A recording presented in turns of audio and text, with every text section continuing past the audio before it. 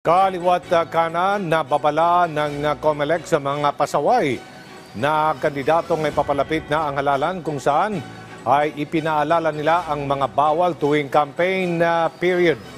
Si Luisa Erispe sa sentro ng balita.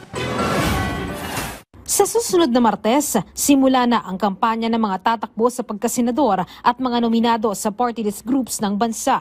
Kaya naman, ang Commission on Elections, kaliwat kanan na ang babala sa mga kandidato. Huwag sanang magsimula ng gulo at unahin ang respeto sa bawat isa.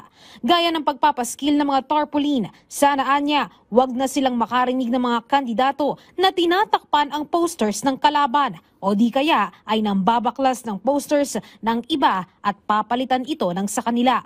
Pwede magresulta yan sa violence.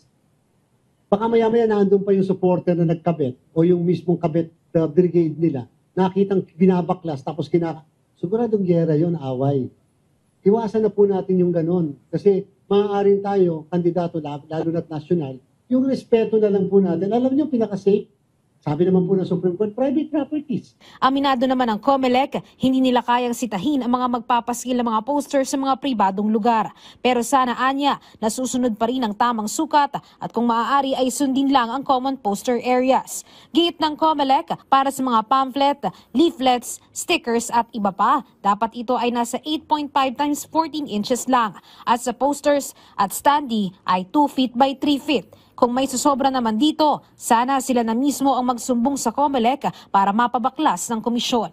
Hindi naman namin pwedeng lagyan ng bawal ang patungan na ganun. Parang first time natin makakadinig na bawal ang patungan doon sa... Siguro nga strategy. Pero lalo na pag dumating ang local campaign.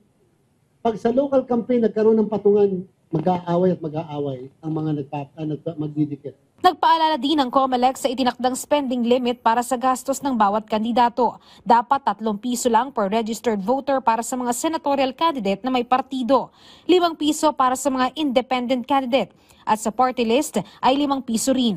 Hindi pa naman agad masisilip ito ng COMELEC habang panahon ng kampanya. Pero dapat ay kompleto at tama ang isusumiting Statement of Contributions and Expenditures o SOSE ng isang kandidato. Kahit pa mga donasyon na pag-e-endorso, nakalagay din dapat sa SOSE. Kung hindi, posibleng humarap ang kandidato sa parusang paglabag sa Omnibus Election Code. Luisa Erispe para sa Pambansang TV sa Bagong Pilipinas.